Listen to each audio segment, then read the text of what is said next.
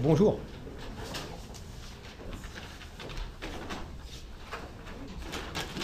L'agenda, donc on est bien dans la session prix du cloud. Donc l'agenda que je vous propose, juste avant de me présenter, alors une petite introduction. Ensuite, l'évolution du modèle de service, on en a beaucoup parlé aujourd'hui. Il n'y a pas qu'un modèle de cloud. On a vu qu'il y a le private cloud, le public cloud, le community cloud, le hybrid cloud. Il n'y a pas que le modèle où on met toutes nos données chez Amazon ou chez Google ou chez Yahoo ou dans ces boîtes qui sont très loin de chez nous. On peut aussi faire du cloud chez nous en Suisse. Il y a aussi des sociétés qui développent des applicatifs qui sont de très bonne qualité, qui sont aussi vendus, hébergés en mode service depuis la Suisse. Ça existe aussi, je vous le dis, parce qu'on n'en a pas beaucoup parlé aujourd'hui. Donc l'évolution du modèle de service, si on parle du prix du cloud, on doit parler du coût de propriété, de son informatique, on doit couvrir le TCO, en bon français, Total Cost of Ownership. On regarde après un point bien évidemment sur le prix du cloud, les gains et la conclusion. Ça vous va?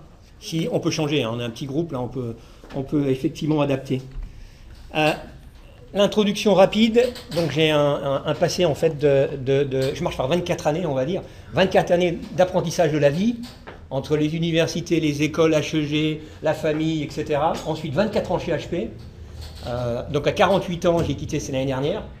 Et puis depuis 1 an et quelques temps, je suis entrepreneur et fondateur d'une société qui s'appelle Boost. Comme j'ai tendance à le dire, je dors comme un bébé depuis que je suis entrepreneur, c'est-à-dire je me réveille tous les quarts d'heure et je pleure. La vie d'entrepreneur, vous la connaissez, elle n'est pas facile, mais par contre, bon, on a beaucoup de plaisir, beaucoup de plaisir, moins de pressions qui sont des fois des pressions qu'on ne comprend pas. Ça nous arrive un beau matin et on doit faire des choses qu'on ne comprend pas, au moins chez nous, on fait ce qu'on aime faire. Donc depuis 1 an et 3 mois, et qu'est-ce qu'on fait chez Boost en fait? Les technologies, c'est pas facile, on les comprend pas toujours. Le cloud, c'est compliqué, il y a plein de choses dans le cloud. Donc nous, on se met entre les deux. On est un family office du cloud. Ça veut dire on comprend les besoins de nos clients, ou en tout cas on essaie de les comprendre. Et après, on va essayer de les conseiller en leur disant quelle est la solution, qui n'est pas forcément toujours du cloud. Le cloud peut être une solution, il y en a d'autres. Le cloud, pour moi, c'est externaliser un petit peu les besoins. Donc on peut aussi externaliser les besoins d'une façon relativement traditionnelle. C'est-à-dire, il y a quelqu'un qui vient chez vous et qui fait les tâches informatiques que vous avez besoin. Ça, c'est le premier niveau. Et le dernier niveau étant le cloud public où je mets mes données, mes applications, une partie de mes processus dans un mode virtuel. Donc il y a plusieurs niveaux dans le cloud. C'est ça que je veux dire. Il n'y a pas que le Dropbox chez Google ou chez Amazon. Ensuite, je suis quelqu'un même si je suis orienté dans les nouvelles technologies, je suis quelqu'un de très local, avec plusieurs passeports, mais j'utilise que le suisse. Depuis le 15e siècle dans la région, donc j'adore cette région. Et donc c'est pour ça que j'ai monté Boost sur la Suisse et qu'on a mis notre data center à Genève et nos équipes sur Genève. On a une très belle région, donc c'est vrai que le plus de temps on y passe, le mieux on aime. Voilà pour ma part. L'évolution du modèle de service, quand on parle de cloud, je dirais aujourd'hui, ça a suivi une évolution que vous connaissez tous. Une évolution en fait technologique qui a permis aujourd'hui de pouvoir avoir un service à la demande. C'est ça, on entendait tout à l'heure, on peut téléphoner à la demande, on peut faire de la vidéo à la demande, on peut faire plein de choses. On peut faire de l'internet, il y a plein aujourd'hui d'exemples d'applications cloud. Donc finalement, c'est quoi? C'est de dire, ce que je veux acheter demain, je veux l'acheter en mode service. C'est ça, voilà. Je veux qu'on me fournisse un service et puis, quelque part, je me préoccupe pas trop de la technologie qu'il y a derrière. Je me préoccupe bien évidemment des contrats pour que, au cas où je veux sortir de ce mode de service, je puisse le faire. Ça, c'est un petit warning, il faut vraiment se préoccuper de ça. Je suis d'accord avec le speaker de tout à l'heure. Mais en grosso modo, c'est ça, c'est une approche service. Alors pourquoi on peut l'offrir aujourd'hui? C'est grâce à l'évolution des technologies, c'est grâce à l'évolution des réseaux, c'est grâce bien évidemment à IP et Internet, c'est grâce à toutes ces évolutions technologiques qui permettent aujourd'hui d'offrir de la vidéo à la demande, du Skype, de l'Internet, de l'achat en ligne, etc. Donc il y a quand même derrière une évolution technologique qui permet d'apporter ce service. Quelques constats quand même, ça vous les connaissez bien évidemment, c'est que avant tout, et j'ai toujours dit ça dans ma vie d'avant, c'est que l'informatique est un moyen de réaliser la stratégie de l'entreprise. D'accord? Donc avant tout, c'est ça. Moi, je me souviens dans le passé, il y a des clients qui voulaient absolument avoir des serveurs distants. Ils n'avaient pas de réseau. Puis finalement, la meilleure solution, c'était d'avoir un serveur local, un bon fax. Et puis, ça permettait de réaliser la stratégie d'entreprise. Donc, avant tout, l'informatique est un moyen de réaliser cette stratégie. Avant tout. La besoin de mobilité et de connexion, on voit qu'aujourd'hui, c'est une contrainte ou c'est un besoin en fait qui est permanent. d'intégration de différentes solutions. Et on voit que la haute disponibilité, ben, elle peut être chère. Hein, de travailler en tout temps, en tout lieu, en tout moment, c'est quelque chose qui peut être cher. On voit que les entreprises, elles rencontrent de plus en plus de difficultés pour garantir, grâce à leur seule équipe interne, ce niveau de sécurité, ce niveau de disponibilité. Hein, c'est un constat. Et surtout, bon, ben, on ne peut pas non plus enlever le côté mondialisation, globalisation. On voit qu'il y a des solutions qui arrivent aux oreilles de nos dirigeants et puis qui sont des fois moins chères. Alors on doit être compétitif, on doit continuer à se mettre en question. Le rythme de l'évolution technologique, la difficulté d'acquérir les compétences rendent un exercice finalement assez difficile. De suivre toujours, d'être au courant de ce qui se passe, c'est pas toujours facile. On le voit pour nous, les gens dans l'informatique, on le voit pour les CIO, c'est pas toujours évident de savoir où aller et comment le faire. Et puis alors finalement, le cloud computing, l'externalisation, la virtualisation, le partage, l'innovation, il y a des promesses qui sont intéressantes en termes de flexibilité, d'efficacité, en termes d'opportunités, en termes d'accès à l'expertise. Donc voilà les constats, hein, voilà les constats d'aujourd'hui. La révolution finalement qu'on voit grâce à l'approche, du moins à l'initiative entre guillemets cloud, c'est quoi? Ben, finalement c'est un gros changement, pas dans la technologie aujourd'hui, parce que ces technologies elles existent au niveau de la virtualisation, au niveau des applicatifs, au niveau des réseaux, au niveau de l'internet. Finalement c'est dans l'utilisation de tout ça. C'est qu'est-ce qu'on va faire? On va se brancher à une prise informatique, on ne se préoccupe pas vraiment de la transformation, on ne se préoccupe pas vraiment du réseau, on ne se préoccupe pas vraiment de la distribution, on paye, alors encore une fois j'ai entendu souvent on paye à la consommation, ça dépend, hein. Souvent aussi on paye sous forme d'abonnement, hein. Mais quelque part cette révolution, plus qu'une révolution technologique, c'est vraiment une révolution d'utilisation. Hein. C'est de dire en tout lieu, en tout moment, tout accès, j'accède, j'ai de l'innovation, c'est quand même un changement de mindset et d'approche qu'on avait, de dire on a tout sous la main. Donc grosso modo, nous on dit que ben, finalement, c'est quoi l'approche cloud selon nous? C'est pas qu'une approche infrastructure partagée, c'est une approche efficacité, accès rapide à l'innovation, accès à des nouvelles technologies, accès, comme on l'a entendu tout à l'heure, à des environnements qui nous permettent de tester des produits.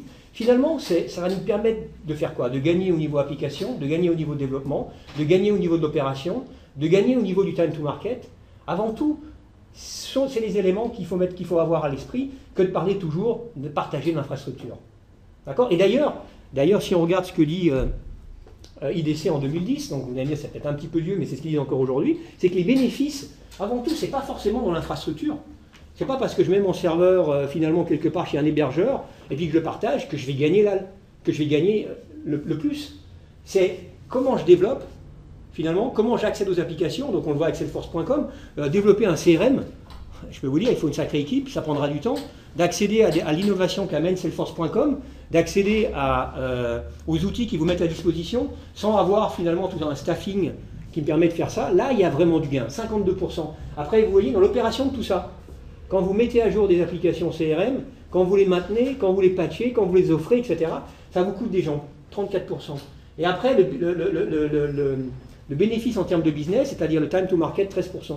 Donc très souvent, on regarde le cloud computing en mode IaaS, infrastructure as a service, très souvent, mais on oublie que finalement, le gros du gain, c'est peut-être plutôt des éléments d'application, de développement, d'accès à l'innovation, d'opération, de partager en fait les ressources. En Suisse, on a un gros problème, c'est qu'on n'arrive pas à trouver assez de ressources. Hein, aujourd'hui, je suis une PME, j'ai une vingtaine de collaborateurs, il me faut un ingénieur système, il faut un ingénieur sécurité, il me faut si possible un ingénieur pour tout ce qui est les nouvelles technologies. Après, derrière, etc., il faut 3-4 personnes. J'ai une petite PME, je ne peux pas le faire. Ça me coûte trop cher. Alors maintenant, je peux le faire. Ça me coûte très très cher d'embaucher tous ces gens. Et en plus, quel potentiel de développement je leur donne? Quel intérêt je leur donne par rapport à peut-être des plus grosses structures? Donc c'est pas facile, et je le vis aujourd'hui, chez HP c'était assez facile d'embaucher, chez vous c'est plus difficile d'arriver à embaucher des architectes ou des gens spécialisés dans l'informatique. Ils iront plutôt chez Pictet ou chez Rolex ou même chez HP. D'accord? Donc on voit que ce point-là, accès en fait à tout la gestion de mon environnement, c'est un point qui est un point important dans cette approche de service, ce modèle cloud. Alors maintenant, on s'arrête un tout petit peu sur le TCO. Quand on parle de TCO, Total Cost of Ownership, coût de propriété, coût de possession, qu'est-ce qu'il y a dedans? En mode CAPEX, on a entendu ce matin, on a parlé de CAPEX. Hein, donc le CAPEX, en fait, qu'est-ce que j'investis en termes d'investissement dur, hein? Donc c'est le matériel, les logiciels réseau, hein, faut tenir compte de ça quand je fais mon évaluation de mes dépenses. Après, c'est le matériel logiciel serveur. Après, c'est le matériel logiciel poste de travail. Ensuite, vous avez l'installation, l'intégration de ce matériel, de ce logiciel, l'achat. Ensuite, vous avez les garanties, les licences, les suivis des licences, la conformité. Ensuite, vous avez les coûts de migration, de changement, de mise à jour, les risques. Les risques, on en a parlé encore tout à l'heure dans la session d'avant, sensibilité aux vulnérabilités, indisponibilité du système d'information, mise à jour, amélioration, les patching, changement de politique de licence, les attaques. D'accord? C'est tout ce qui rentre en fait quand on analyse concrètement au niveau de l'entreprise quelles sont mes dépenses, c'est tout ce qu'on doit prendre. À la fin, on met des chiffres et on arrive au total. D'accord? Ça, c'est le côté CAPEX. Après, dans le TCO, on a les dépenses opérationnelles. C'est tout ça. C'est l'espace que j'utilise pour mettre mes serveurs, mon stockage, l'électricité pour l'équipement, la climatisation, l'UPS, le coût des tests. Ensuite, vous avez le coût lié aux pannes, rupture de service. Après, la baisse de performance, l'utilisateur qui doit attendre, la perte d'efficacité. Alors, pas toujours facile hein, à mesurer, à calculer. Je suis d'accord, pas toujours facile. La sécurité, le hacking, les sauvegardes, la formation, les audits, alors, qu'on en fasse ou qu'on n'en fasse pas. La gestion du changement, les assurances, le personnel informatique, le temps du management. Vous prenez encore tout ça, vous mettez... Alors, c'est pas toujours facile de le faire, hein. Je vous le concède bien volontiers, mais vous mettez des chiffres à côté de tout ça, et après, vous avez les dépenses à plus long terme. Hein, vous avez ces trois postes. Dans les dépenses à plus long terme, le remplacement du matériel serveur, tous les 3 ans, tous les 5 ans, du matériel réseau, tous les 5 ans, tous les 10 ans, des portables, des téléphones, tous les 6 mois, d'accord? Donc en fonction des types de produits, cycle de vie qui est différent. Après le R&D, hein, donc le temps de recherche pour la consultation des fournisseurs. Hein, on sort le périscope, on regarde ce qui se passe, on passe du temps, on analyse un petit peu la veille, les upgrades futurs, ensuite les dépenses d'extension, les décommissionnements. Quand vous décommissionnez d'anciens systèmes, vous effacez les données, vous le passez au broyeur, non, vous passez du temps à enlever. Il y a plein de tâches aussi que vous devez prendre en compte dans votre analyse du TCO. Donc 3 axes, les CAPEX, investissements, les OPEX, et puis les dépenses à plus long terme. Alors maintenant qu'on a regardé effectivement ce côté TCO, on sait exactement voilà ce que je dépense, j'ai une vue claire de mes dépenses. D'ailleurs, on est bien d'accord, on n'outsource pas quelque chose qu'on ne maîtrise pas. Hein, on ne va pas demander à un partenaire de me faire quelque chose que je ne comprends pas, parce qu'à la fin il va me faire quelque chose, et puis forcément ça c'est pas ce que je veux. Et pourquoi? Parce que je ne savais pas ce que je voulais clairement. Alors là, on rentre en litige, et là on appelle Rosenthal, qui va nous aider à sortir la tête haute de ce débat. D'accord? Donc déjà, on maîtrise. Alors la première chose, c'est maîtriser ses dépenses. Parce que sinon, c'est une discussion sans fin. Mais c'est pas que ça. Moi, je dirais partir dans une solution cloud où on se dit, il y a une idée géniale, j'y vais, mais grosso modo, je ne maîtrise pas ce que je veux faire en cloud, c'est aussi un danger. Hein. Donc déjà, la première chose à faire, c'est peut-être d'y aller pour des choses qu'on maîtrise bien. Alors très souvent, on parle de quoi? Environnement collaboratif, messagerie, alors, des choses simples, site internet. Hein. Et après, gentiment, on peut monter dans l'échelle de la difficulté. Et les trackers. Un CRM, c'est des choses qu'on fait volontiers. Un environnement ERP complexe SAP, je ne le ferai pas en premier temps, d'accord? Alors déjà, il faut analyser les coûts, c'est pas toujours facile, mais en plus, attention, c'est un peu plus critique de le faire, d'accord? Donc même chose, on maîtrise bien, une fois qu'on maîtrise bien, après, on y va. Hein, et on y va en suivant le processus, hein, d'appel d'offres, d'analyse, etc. Donc, finalement, pourquoi ça plaît bien? Quand on parle du prix du cloud. Pourquoi ça plaît bien? Pourquoi c'est un modèle qui, les CFO, les directeurs financiers vous écoutent bien?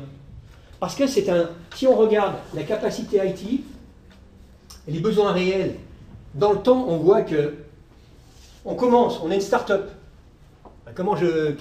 Qu'est-ce que je commissionne? 50 serveurs, un serveur, du stockage, combien de licences? Je ne sais pas trop. Donc j'ai un ticket d'entrée, hein, au début, allez, je me dis à peu près mon business plan, il en est là, je commence avec cet investissement-là. D'accord? Manque de peau, ça boum mieux que prévu. Je suis en sous-capacité. Le besoin réel, il est plus important que ma capacité. Qu'est-ce que je fais? J'appelle HP, ou Dell, ou EMC, ou Oracle. Je suis en sous-capacité, s'il vous plaît, livrez-moi, s'il vous plaît. Moi j'aime bien ça, parce que quand le client me demande de livrer rapidement, c'est là où je sais qu'il n'y aura pas trop de négo, hein, parce que le client il veut. D'accord? Donc sous-capacité, c'est pas génial. Et en plus, c'est pas génial, pourquoi? Parce que je dois aller chercher de l'argent en tant que CIO, je dois aller voir mon CFO. Je n'ai pas prévu ce qu'il fallait, donc il faudrait un petit peu plus d'argent. Ça, il n'aime pas. Okay, il n'aime pas trop me donner un peu plus d'argent. Mais bon, j'ai négocié pour qu'il me donne l'argent parce que le business suit. Là, je suis en sous-capacité. Je me dis, le business boom, manque de peau, c'est un bon mois, et puis j'ai pas vraiment fait les bonnes prévisions. J'ai acheté pas mal de techno, et qu'est-ce qui se passe? Ça va un petit peu moins bien, hein, et on voit bien avec les cycles aujourd'hui. Hein. Faire de la prévision aujourd'hui, c'est pratiquement mission impossible. Je suis en surcapacité. Voilà, j'ai trop de technologie. Et ça non plus, mon CFO, il n'aime pas trop non plus. D'accord? Alors c'est pour ça que c'est un modèle qui va suivre, c'est ce qu'on appelle une optimisation dynamique, le cloud, aux besoins réels. Alors extrêmement dynamique si on a des approches à la mode Amazon, à la mode Salesforce, à la mode Google. Très dynamique parce qu'on commissionne, on décommissionne. Quand j'utilise plus, vous l'avez bien compris tout à l'heure, j'utilise plus Amazon, qu'est-ce qui se passe? On prend mon environnement qui coûte cher, on le met sur un environnement qui coûte pas cher, donc qui coûte rien. C'est ce qu'on appelle en fait du secondary stockage par exemple. Puis après quand je reviens, on le reprend, on le remonte. D'accord? Ils ont un système de gestion des besoins qui est extrêmement dynamique. Donc ça fait que là, avec un mode comme ça, eh ben, j'arrive effectivement à répondre d'une façon dynamique aux besoins de mon business. Alors, ça c'est le modèle idéal. C'est le modèle où effectivement, ils sont très dynamiques, tout va bien, je prends tout l'environnement, etc. Maintenant, bien évidemment, ça ne marche pas forcément toujours comme ça.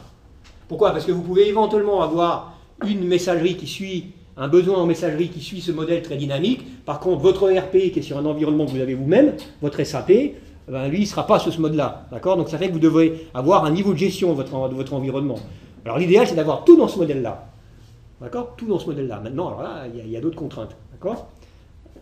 Ne serait-ce que déjà, pas forcément tous les providers offrent des solutions qui nous permettent d'avoir nos données en Suisse. Déjà. Sur des serveurs en Suisse. D'accord? Pas tous. Si vous voulez un modèle complètement dynamique où tout est comme ça et que c'est Amazon qui vous l'offre, vous n'avez pas forcément tout la réponse à tous les besoins qui pourraient être servis depuis la Suisse. Et peut-être que vous avez des contraintes légales qui vous obligent à avoir vos données sur Suisse. En général, la tarification cloud comprend quoi? Les ressources système. D'accord? Donc, au niveau serveur, les ressources de calcul, la quantité de stockage mesurée en gigaoctets. Donc vous avez vu, quand vous allez chez Amazon, vous dites voilà ce que je veux comme serveur, ce que je veux comme stockage, etc. Donc c'est des éléments de base de la calculation du prix. Le nombre de transactions, représentant le nombre d'accès au service de stockage. Donc il y a aussi une notion de transaction. La bande passante, en entrée comme en sortie. Donc si vous ne faites rien de tout ça, bah, ça ne vous coûte rien. Hein, d'accord? Mais si vous faites des choses, voilà ce qui est pris en compte. Les services de supervision, c'est-à-dire tout le côté soit automatique, donc c'est supervisé avec des outils qui vont permettre de voir où est-ce que vous êtes par rapport à vos besoins, par rapport à la capacité que vous avez besoin, par rapport au temps de machine que vous avez besoin, ou alors c'est en temps homme. Hein, il y a différents modes de calcul, c'est automatisé, voilà, boum, c'est les rapports que vous aurez, ou alors c'est 1 heure par semaine d'un temps homme. Donc il y a les deux modèles. Le service de sauvegarde, alors tous les jours, tous les heures, tous les quarts d'heure, toutes les semaines, l'accès à vos données, toutes les semaines. Alors on peut avoir accès aux données, on peut les récupérer, Salesforce.com en parlera tout à l'heure, c'est pas vrai qu'on ne peut plus avoir accès à ces données. Hein. Il y a des modèles où on ne peut pas, et des modèles où on peut, c'est à vous de faire le bon choix du partenaire avec qui vous allez travailler. Les services de sécurité, alors les services de sécurité physique, climatique, électrique, incendie, mais également de redondance, au niveau des backups, au niveau des télécoms, au niveau du patching, au niveau du hacking. Donc c'est des choses qui sont incluses quand vous achetez votre contrat cloud. Et comment le prix va évoluer? Ben, en fonction du nombre d'instances, en fonction du type de serveur, en fonction du type de consommation. Et vous pouvez aussi demander dans une approche cloud d'avoir votre environnement dédié. Alors je sais que ce matin on a entendu que ce n'est pas le modèle pur. Le modèle pur c'est de ne pas avoir votre environnement dédié. On est en Suisse. Aujourd'hui la plupart des clients ils aiment bien avoir leur environnement dédié. C'est-à-dire quoi? C'est-à-dire mon serveur, mes lames dans une baie. La baie elle est partagée. Ça sert à rien que je l'achète que pour moi, je veux qu'une lame. Donc elle est partagée, l'UPS est partagé, le data center est partagé. Par contre la lame elle est à moi. Le stockage, les gigas sont à moi. D'accord? C'est ce qu'on appelle en fait du cloud privé, dédié. Et je vous le dis quand même, aujourd'hui, un grand nombre de clients qui viennent nous voir, c'est ce qu'ils veulent. 90%. Ils veulent qu'on leur dédie. Pourquoi? Parce qu'on paye encore avec du cash ici. On ne paye pas avec la carte bleue. D'accord? On paye encore avec du cash. Donc on n'est pas encore dans le mode où je donne tout à l'extérieur. Je vais y aller tranquillement. Donc je veux d'abord, j'externalise une partie, c'est-à-dire le data center, le rack, la baie de stockage, la gestion de la sécurité, les ressources. Par contre, je veux avoir mon environnement à moi. Je veux venir le voir. Je veux dans votre data center, je veux le regarder. Il est là. J'ai besoin encore d'avoir cette confiance. Et puis si demain je veux sortir, eh ben, je prends mon blade, Alors je rachète un rack, ou alors à la limite je le convertis en serveur, d'accord, mais je sais que je peux le reprendre. Alors, ok, c'est le côté confiance, hein, c'est notre côté un peu, on aime bien ça, d'accord. Alors je dis pas qu'on va pas dans 6 mois changer, mais aujourd'hui on est comme ça, on aime y aller, on aime, voilà, on met pas le feu au lac, d'accord, on y va par étapes. Donc je vous le dis, donc aujourd'hui il y a beaucoup d'approches qui sont comme ça. Donc le prix, comment il va évoluer dans ce cas-là? Il va évoluer de serveurs simples à des serveurs plus élevés ou à des gros serveurs. Ce qui va changer, c'est le prix du hardware. Au lieu de payer 100 francs par mois, on paiera 300 francs. D'accord? Donc ça, c'est quelque chose qui va évoluer en fonction des besoins et en fonction de la supervision aussi. Quel type de supervision je veux? Est-ce que je veux une supervision basique ou est-ce que je veux une supervision 24 heures sur 24? D'accord? Donc c'est différents éléments qui rentreront dans le prix. Ensuite, la répartition des charges. Ce qu'on appelle un load balancing. Alors, très souvent, c'est intégré. Quand vous achetez votre service, le load balancing, il est invisible. Il est complètement géré dans l'approche du partenaire. Donc, ce que ça veut dire, load balancing, c'est géré si jamais il y a un besoin en capacité pendant un pic, il va gérer cette charge. Alors maintenant, vous me dites, mais si c'est dans mon environnement à moi dédié, eh ben, il va le gérer dans votre environnement à vous dédié. On ne peut pas avoir les avantages, effectivement, d'avoir votre environnement dédié et qu'il le gère d'une façon complètement publique. Mais ça, c'est des choses. Alors, des fois, c'est inclus, des fois, c'est en option. Il faut regarder comment gérer les besoins en pic. Ensuite, il peut y avoir des forfaits d'utilisation de ressources.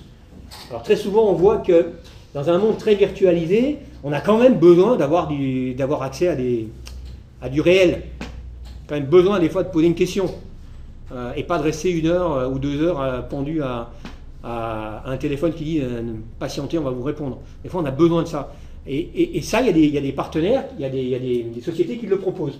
Donc, inclus dans votre approche cloud, de la téléintervention ou des tickets 5 heures par mois, ou etc. Il y en a qui le proposent. Alors, inclus ou pas inclus. Aujourd'hui, c'est plutôt en option. Hein.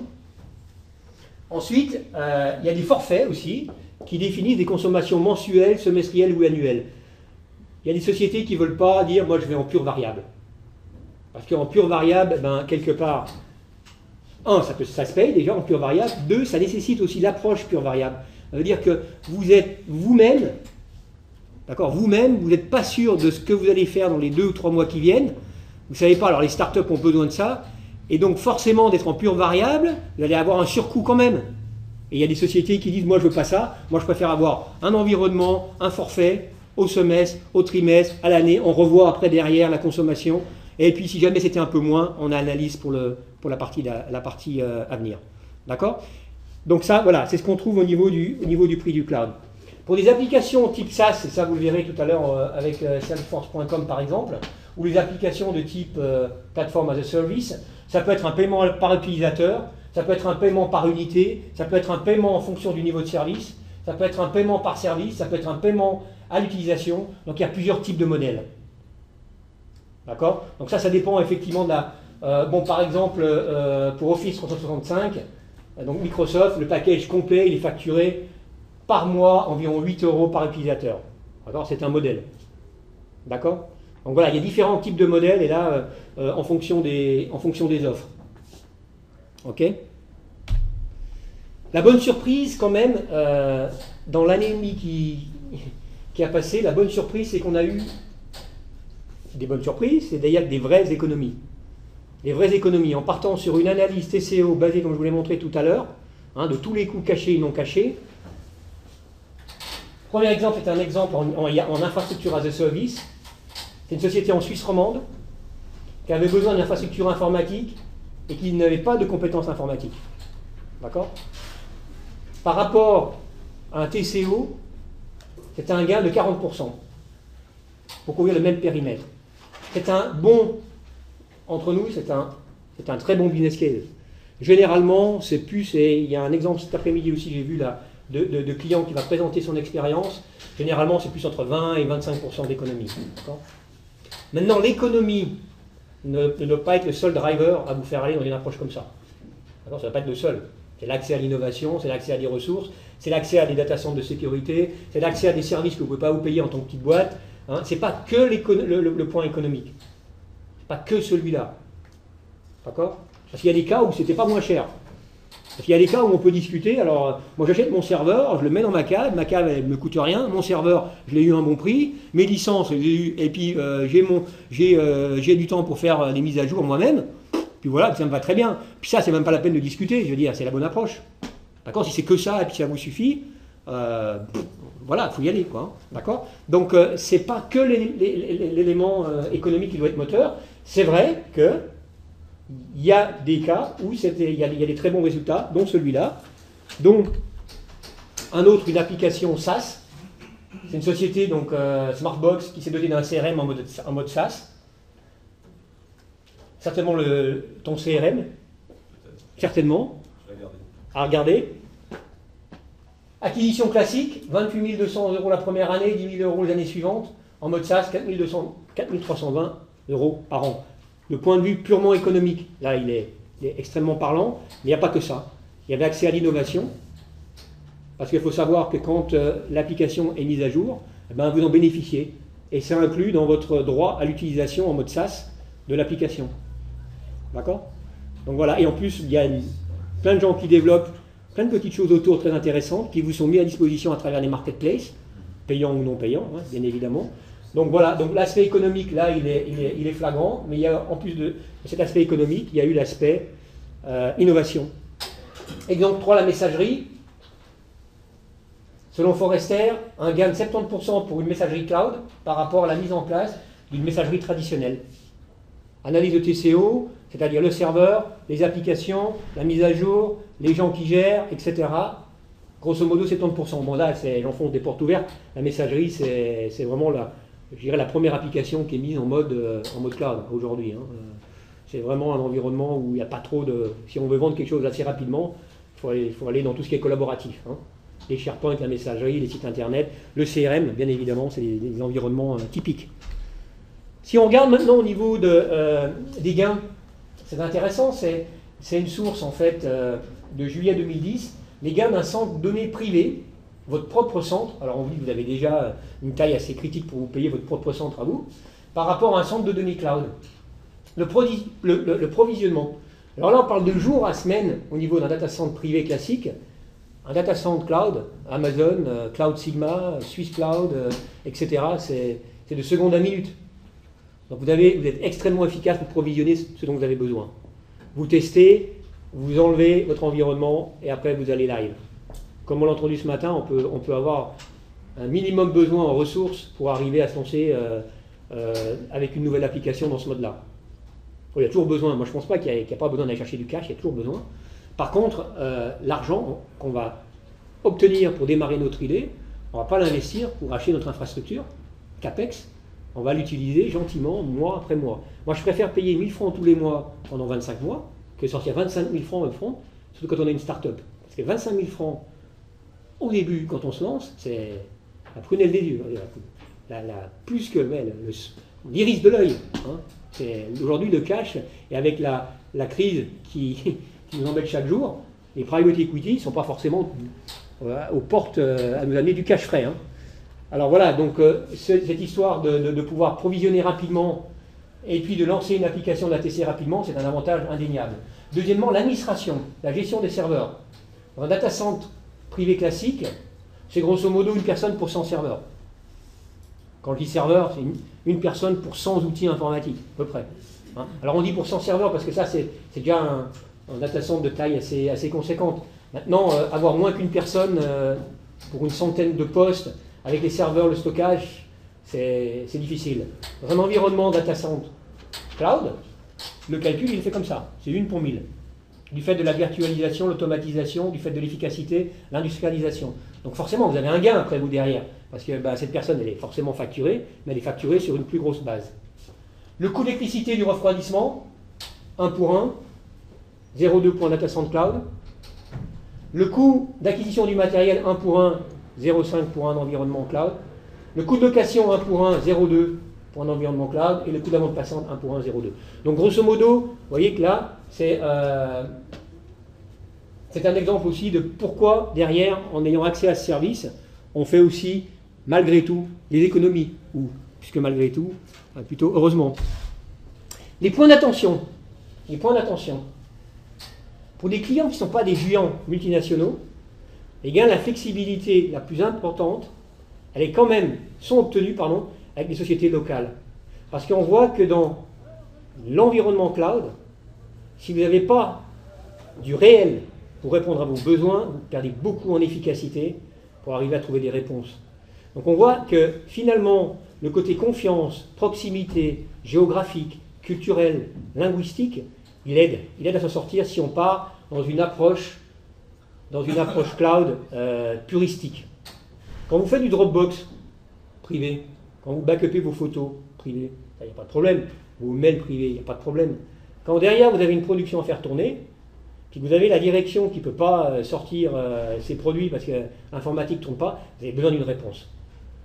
Donc, il y a des besoins où, moi je vous conseille, bien évidemment, mais pas que moi, source Gartner, Eroston Consulting en 2011, d'avoir quand même accès à des ressources réelles pour prévoir effectivement en cas de problème. On l'a vu avec Apple, avec leur cloud, on l'a vu avec Microsoft, on l'a vu. D'avoir des ressources réelles, c'est non seulement rassurant, mais ça permet des fois de débloquer les situations. Alors on le voit avec Amazon qui maintenant se monte en puissance au niveau de ses équipes, Google le fait, bon, Salesforce.com l'a fait, on voit qu'il y a une présence locale maintenant des grands acteurs cloud. Hein. Les modèles de prix sont variés. Ils sont variés. Et ils ne sont pas standardisés, même pas unifiés. C'est les fameux téléphones avec les chargeurs. Donc on achète un téléphone, on rachète un chargeur. Donc il ne faut pas s'attendre à comparer rapidement et facilement. C'est difficile, c'est vraiment difficile. D'aller et de dire eux ils font ça, eux ils font ça, il y a toujours des choses qui changent. D'accord. Alors maintenant, regardez ce dont vous avez besoin, essayez de faire un 80-20, et puis afin d'avoir la réponse qui vient des chiffres et qui vient aussi de votre feeling. La partie logicielle, elle est importante. D'accord. Elle est vraiment importante. Donc c'est important de comparer les modèles de licensing. Là, vous aurez encore une fois cet après-midi, je vous invite à participer à la séance de Salesforce. Il y a des choses à apprendre. Si vous êtes là d'ailleurs, mais d'accord. Donc la partie licensing, elle est importante. La flexibilité d'un modèle dépend du modèle de pricing. Il y a des modèles pure cloud où vous rentrez, vous sortez, vous payez l'utilisation. Il y a des modèles où vous êtes en abonnement. Donc, il y a un petit peu moins de flexibilité au niveau de l'abonnement. Par contre, il y a un peu plus de pérennité, il y a plus de continuité. Et des fois, au niveau du prix, c'est pas forcément plus cher. D'accord. Donc regardez aussi à ce niveau-là comment sont faits les prix des fournisseurs. Il faut juger la part fixe et la partie variable que vous avez besoin. Il y a des choses que vous pouvez mettre en variable, parce que là, il n'y a pas de problème. Il y a des choses, non, vous voulez avoir plutôt en fixe. Il faut évaluer ces différents besoins. Attention, 100% du variable, à moins que vous sachiez prédire et tracer exactement ce que vous avez besoin, peut, comme je disais tout à l'heure, engendrer des problèmes. Vous êtes en pure variable, d'accord, totalement dépendant du provider. Attention. Alors, pour certaines choses, oui, pour d'autres choses, peut-être pas. D'accord. Donc ça, c'est un travail que vous devez faire. Le pur variable, il a beaucoup d'intérêt, il a des limites des fois. Donc ça dépend effectivement des besoins que vous avez. Les points d'attention. Ne pas choisir que le prix. Regardez le service. Regardez le service. Il n'y a rien de plus, franchement, de plus rageant que de ne pas arriver à joindre ce call center, et même quand vous arrivez à le joindre, ça ne servit à rien, quoi. D'accord. Donc attention, quand on virtualise tout, bien, mais il faut quand même quelque part pouvoir parler à quelqu'un. Vous avez déjà eu un problème, je suis sûr, en plus la nuit, et vous essayez de joindre quelqu'un, vous n'y arrivez pas. Alors quand vos données, vous ne savez pas où elles sont, vos serveurs, vous ne savez pas où elles sont, l'interface est américaine avec des gens, attention, ayez quand même, recommandation de vécu, si possible, une carte de visite dans la poche ou un numéro de téléphone de quelqu'un que vous pouvez appeler. D'accord. Surtout au début, après, une fois que tout roule, bon ben. Donc le niveau de service est clé. Vous voulez du quoi? Du 24 sur 7 par 365 jours? Vous voulez que quelqu'un vous réponde dans les 5 minutes? La plupart des providers cloud vous offrent un service en sortant de leur data center. Moi, vous savez, mon serveur il tourne. Regardez mes logs, ils tournent. Moi, il tourne. Mon serveur Apache, il tourne. Mon application, regardez, tout tourne.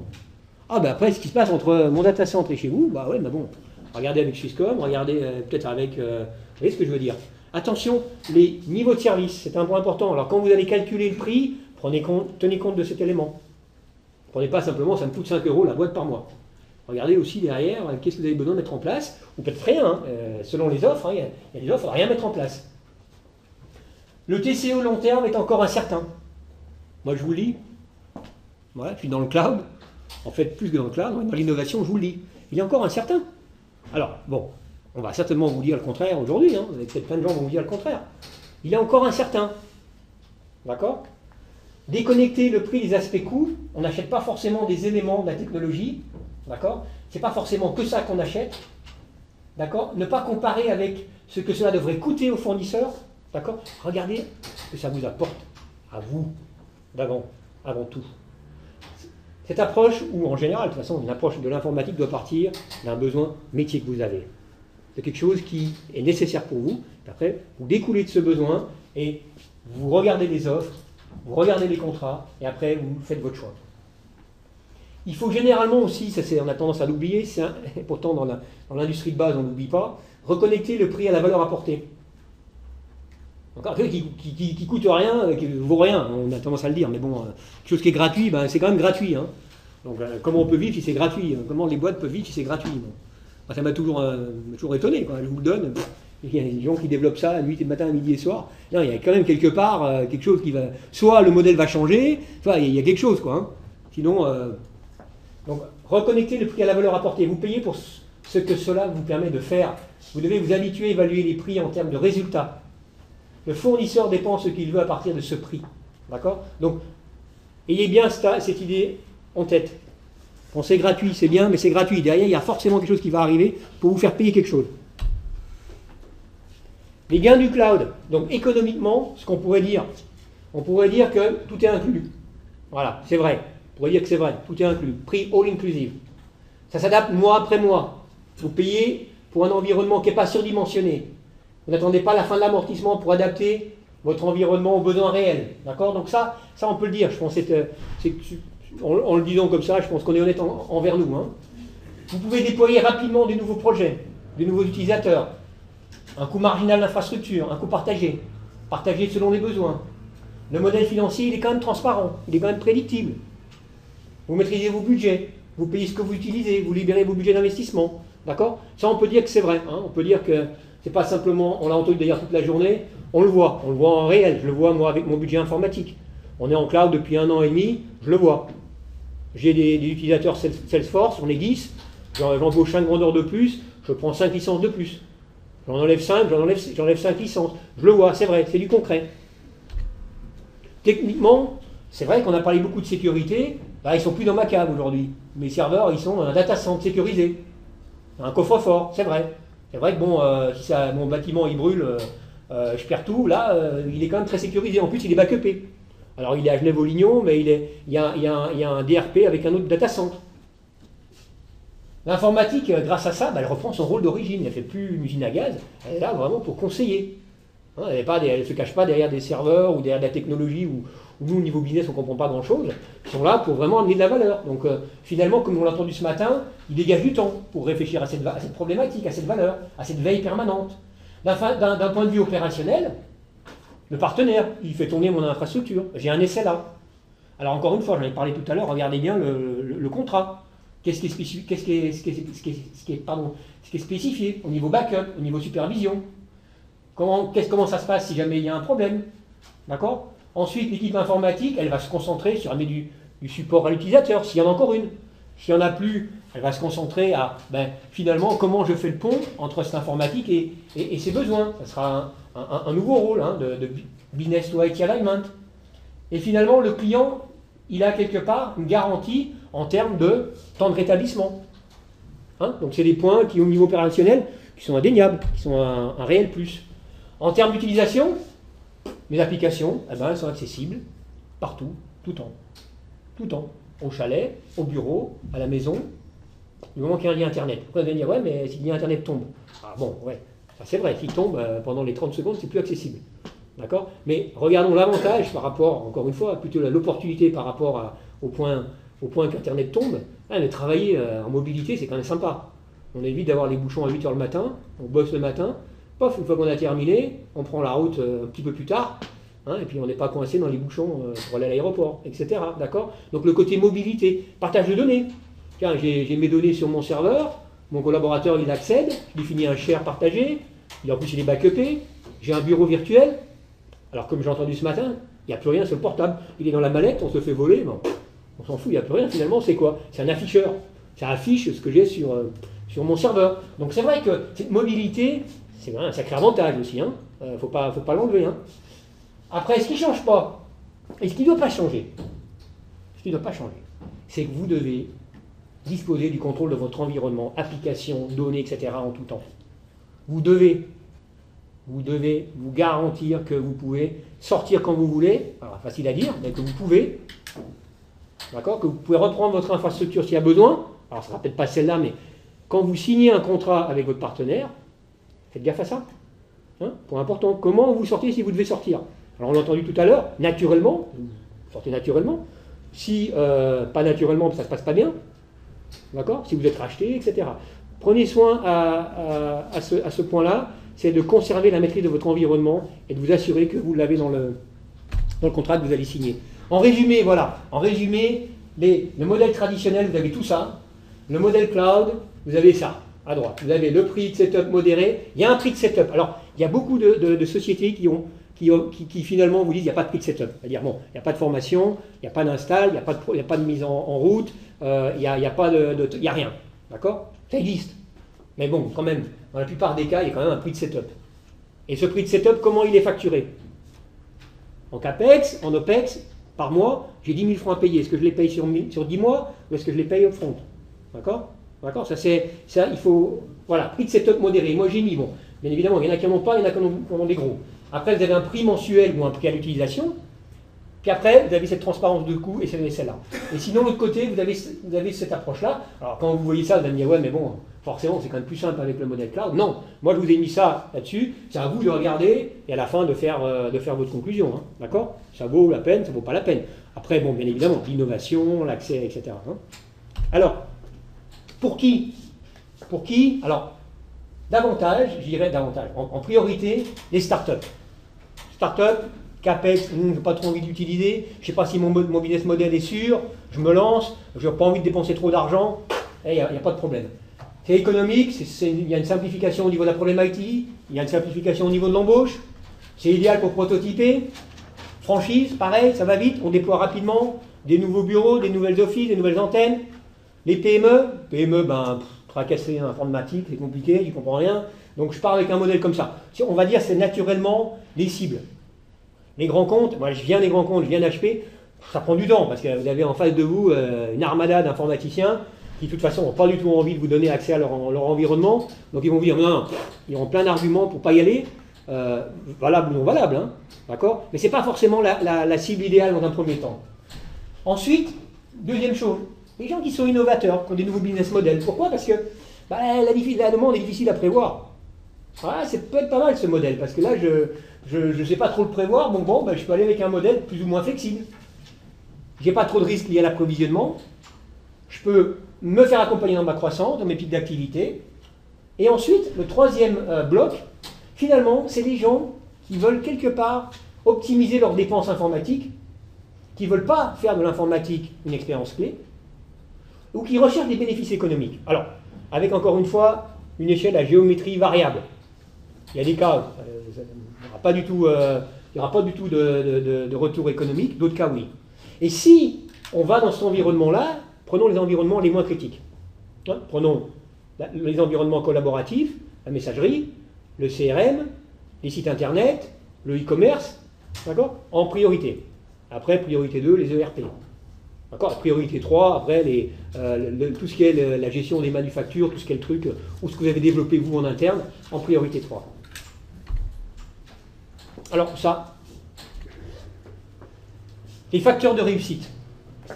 Et ça sera pour terminer, parce que c'est pas tout rose, d'accord? C'est pas tout rose. C'est pas la potion miracle qui va faire que je vais payer moins cher, tout va mieux marcher. D'accord? Il y a des éléments à tenir en compte. C'est ces éléments-là, la gestion du changement. Quand vous passez d'un environnement traditionnel à un environnement cloud, il y a un changement. Quand vous avez des utilisateurs qui ont l'habitude d'avoir le serveur dans la pièce, d'accord, d'avoir l'informaticien à côté de lui, et que vous lui dites maintenant ton serveur il n'est plus dans la pièce, et puis que ça passe à travers Internet, puis Si ton informaticien, il est à travers un téléphone ou un web dans le meilleur des cas, ou à travers un call center dans le pire des cas, c'est un changement. On a vu des cas où la messagerie, le inbox de la messagerie, il y avait des milliers de messages dedans. Pourquoi? Parce que le serveur était là, il y avait des disques, et puis finalement d'avoir des milliers de messages dans l'inbox, ça ne posait pas de problème. À un moment donné, ouais, pour aller chercher des messages, c'est long, hein, quand il y en a 30 000 messages. Quand vous passez en mode cloud, hébergé, et qu'on vous fournit une messagerie où vous payez à l'utilisation ou au volume de données, et que c'est tout dans l'inbox, ouais, ben ça peut coûter. D'accord? Ça peut coûter. Donc, coût transparent, on ne le voit pas, mais finalement, d'un seul coup, on voit que la facture l'augmente. D'accord? Donc ça veut dire quoi? Il faut former l'utilisateur et lui dire, attention, il faut faire un peu de nettoyage. Hein. Alors vous allez me dire, il y a déjà des limites. Oui, il y a des endroits où il y a des limites, mais pas partout. Deuxièmement, vous faites des photos. Vous êtes en mode cloud. Vous êtes quelqu'un qui fait des symposiums. Vous devez remonter. Votre serveur, il est où? Le serveur, il est hébergé. Et comment vous remontez vos photos? À travers Internet. Quand vous avez un CD plein de photos, ça prend 24 heures. Donc l'utilisateur, il vient vous voir et puis il dit, mais c'est quoi ce truc? Il me faut 24 heures. Avant, il me fallait 10 minutes. Parce qu'avant, qu'est-ce qu'il faisait? Il mettait son CD sur le serveur, qui était là, boum, il mettait dedans, il montait les photos sur le disque, et c'était bon. Alors que maintenant, bah, il monte sur son portable. Entre son portable et le serveur, il y a Internet. Et en plus, bon, il n'a pas Internet au débit. Vous voyez le truc? Donc ça veut dire qu'il faut réfléchir à la problématique de, si on fait ça, d'avoir un FTP, entre guillemets, rapide pour faire ce genre de choses. Donc la gestion du changement. Et vous allez voir, il y en a des belles et des pas mieux à raconter là-dessus. La deuxième chose, la sécurité des données.